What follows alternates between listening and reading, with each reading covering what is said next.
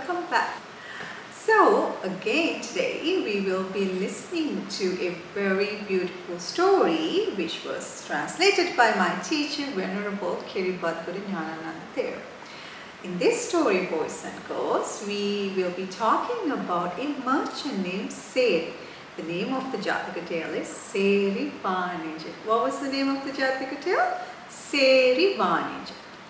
So at the time of the Supreme Buddha was still alive, there was this youth, a young man, who used to go to the Jataka's monastery. You remember what Jataka's monastery and how it was built and by whom it was built, right?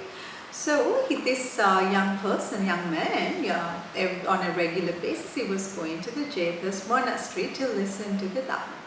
As time went by, he developed a very, very pleasant mind. His pleasant mind kept on increasing. And then he thought, I should go forth, I should become a monk, so it will be easier for me to practice Dhamma. So he went forth, he became a monk under the Gautama Buddha's dispensation. And so he started practicing the Dhamma path. So one day he got permission from the Supreme Buddha and he went to the forest to practice the Dhamma and develop concentration furthermore. And then he tried there for a long time.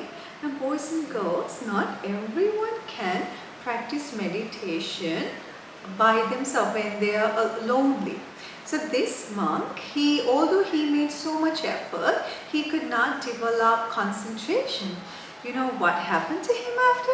So he thought, he was so disappointed about himself. He thought, I cannot do this. I cannot develop this path. I am not going to develop any concentration at all. So he gave up. He thought like this and he gave up. And then he started to spend his time idle chatting, gossiping, joking with others, doing useless things, right? But boys and girls, the senior monks noticed the change in the bhikkhu, and then they approached this monk and said, "Bhikkhu, we see that you are not being diligent. In fact, you are just spending your time engaging in idle chatting, gossiping and doing unnecessary things. You have met the dispensation. Why are you not being diligent? You need to go see the Supreme Buddha." But boys and girls, this monk was a little bit stubborn, I guess. So he said, "No, I don't need to go see the Supreme Buddha." But out of compassion, the senior monks took this bhikkhu by force to see the Supreme Buddha. So when they went there, the senior monk said to the Supreme Buddha, "Bhante, this monk is not being diligent. He has completely given up practicing the path, developing concentration." And then the Supreme Buddha turned to this monk and said, "Is that true, bhikkhu? Is that true that you are not being diligent right now? In fact, instead you are wasting your time, engaging in idle chatting, gossiping, etc., etc." Boys and girls, although the monk was a little bit stubborn, he was very truthful. He said to the Supreme Buddha, "Yes, Bhante, that is true. What these bhikkhus are saying, that's true." And then Supreme Buddha said, "Bhikkhu, once upon a time, a long, long time ago, there was this merchant. He had a great opportunity to own a golden plate and become very wealthy. But because of his foolishness, because of his negligence, he lost that opportunity. And because he lost the opportunity, he was so sad, he regretted in his entire life. So you have met this dispensation. You have met this Dhamma, you have all the noble friends around you. So are you going to be like that, the merchant who lost the opportunity? Are you also going to lose this golden opportunity to understand this Dhamma?" So the person, as soon as the other monks heard that there was a story that happened long time ago, The other monks wanted to know that story.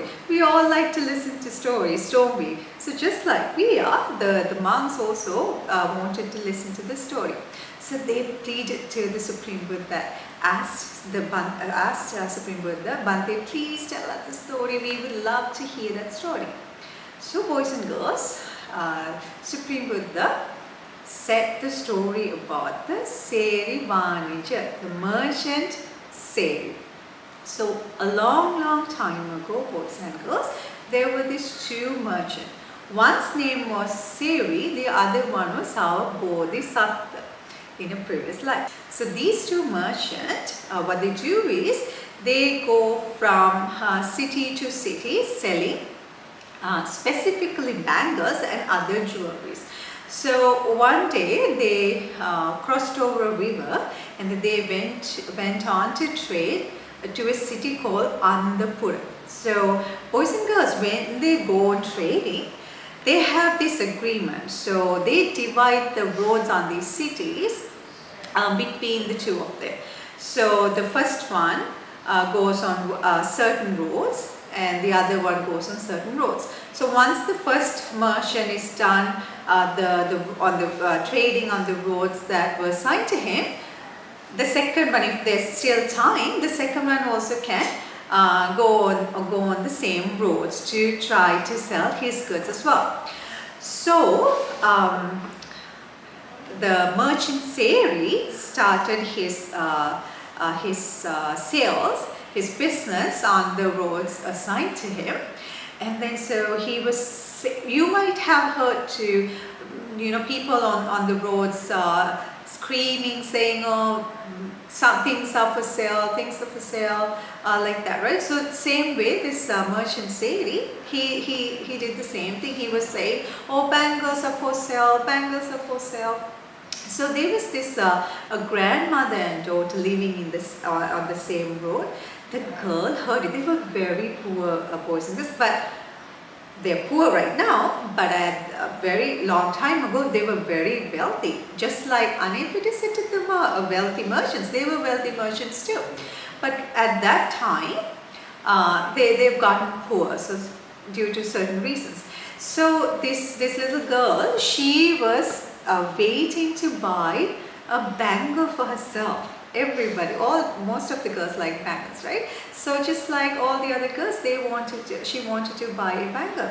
So she asked from her grandmother, "Grandma, I hear a trader is coming, and I hear him say he has bangles for sale.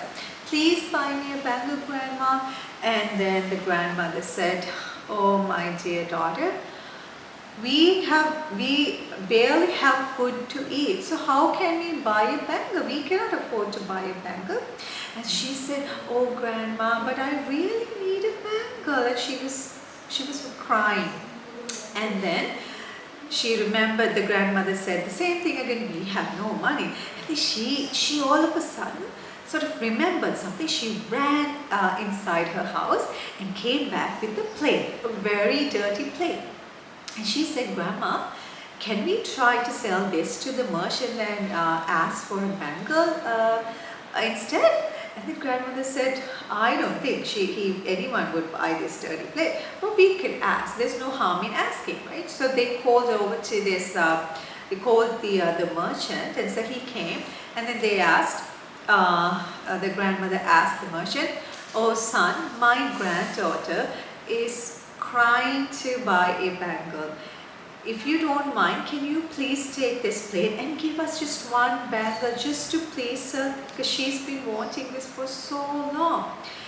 And the merchant, boys and girls, I forgot to mention something about this merchant named Seri. He was a bit selfish and a tiny bit greedy too. He only thought about himself. He didn't think about the well-being of others. So this merchant took the plate to his hand. He turned it around and observed it carefully, and then he took a small needle to scratch the back of the plate, and then realized that was a golden plate. Although it was dirty outside, although it was all black and so dusty and dirty outside, it was golden. But guess what? The grandmother had no idea that was a golden plate, right? So because of his bad qualities, this merchant, he was a selfish person. He only thought about himself. So he thought, if I'm going to reveal them that this is a golden plate, they're going to ask for so much money from me. But I should not let them know this is a golden plate. So you know what he did? He threw the plate away and said, what is this garbage? This is a piece of garbage. Are you asking to trade a bangle for this dirty plate? I'm not going to give you any bangles. You are just wasting my time. And saying this person left, this merchant Seri left. You know what happened to the girl? She started to cry again, and she really wanted just one bangle. She didn't ask for so many, just one bangle. So while the grandmother was trying to console this little girl, our Bodhisattva merchant, he had time, it was his turn to come on that road. So this girl again heard a trader, a business person is saying, oh, bangles for sale, bangles for sale. But guess what? This girl noticed something. You know what it was? She noticed the voice was a little bit kind than the previous person's. So she said to her grandmother, oh grandma, I hear another merchant. Please, shall we ask him whether he's willing to give us just one bangle for this plate? And grandmother said, oh crazy girl, I'm not going to ask. Nobody's going to give us any bangles for this dirty plate. But the girl wouldn't listen. She said, oh grandmother, please, I really would like to have a bangle. Please, shall we try one more time? And then the grandmother said, okay, if you really think so, we could try, we could ask him. And then they called the second merchant, to a Bodhisattva merchant. So he came over with all of his goods. And then again, the girl gave the plate to the Bodhisattva. So the Bodhisattva, wisest among the all. So he turned, just like the previous one, he turned the plate around to see what it was, and then he did the same thing like the merchant Seri. He took a small needle and scratched the back of the plate to find out that it was a golden plate. And then he was shocked and surprised at the same time. He said, oh mother, this is a golden plate and this is worth about 100,000 golden coins. I don't have such money to give you.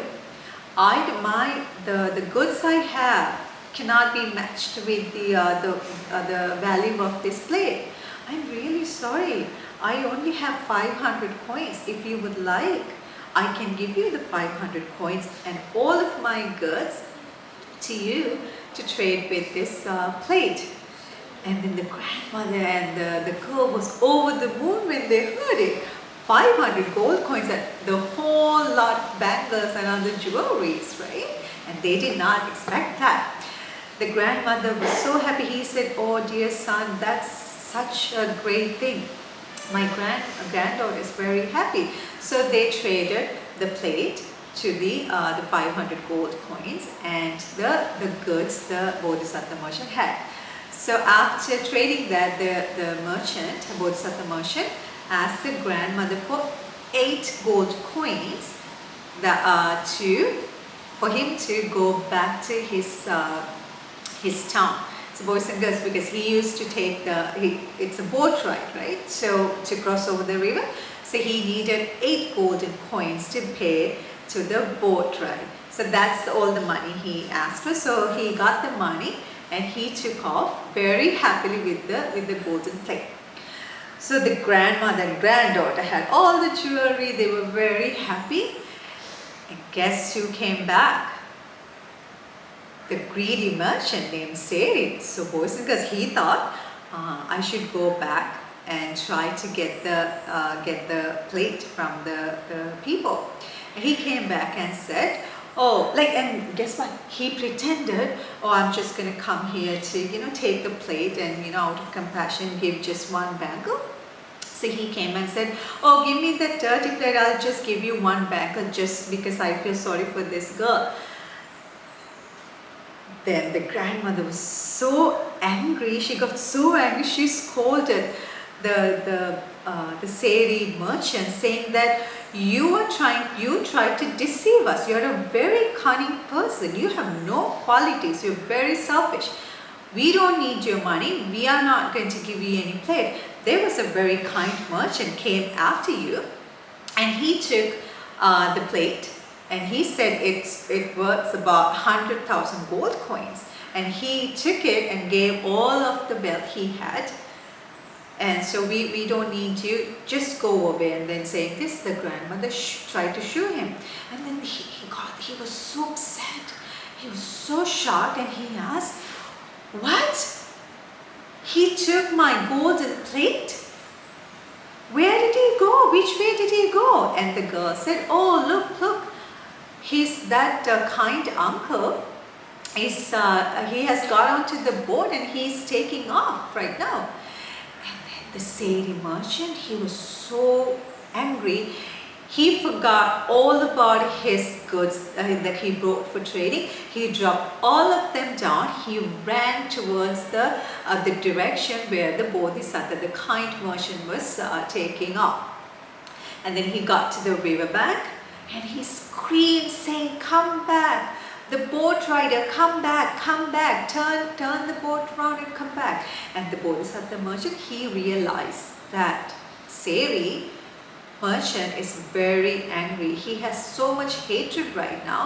So if we go back, if we turn the boat and go back to the other side, he's definitely going to kill me.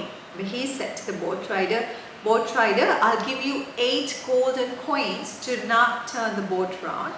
That person is very mad. Something bad is going to happen if we go back. So just keep on going the same direction that we are heading to." So they took off, and then boys and girls, the Seri merchant, he was so angry. And then while he was spreading so much hatred towards the Bodhisattva, he got a heart attack, and he died then and there. So after telling the story, the Supreme Buddha addressed the bhikkhus, saying, "Dear bhikkhus, in this dispensation, the golden plate is like the path to Nibbana. Someone who does not have good qualities, who is not diligent, will not be able to benefit from this path. Just like the merchant Seri, who had a great opportunity to own a golden plate, but because he did not have any good qualities, he lost that then and there, and he suffered, right? So, however, the people who are being diligent and who are making effort and to develop good qualities will definitely be able to gain benefits from this dispensation." So boys and girls, after hearing the past story of the Bodhisattva and the merchant Seri, the monk who was wasting his time not being diligent, remember him? So he realized that, oh, he's not being wise. So he was diligent, and he practiced the Dhamma, the path, and he became a great Arahant. Now, would you like to know who the bad merchant was?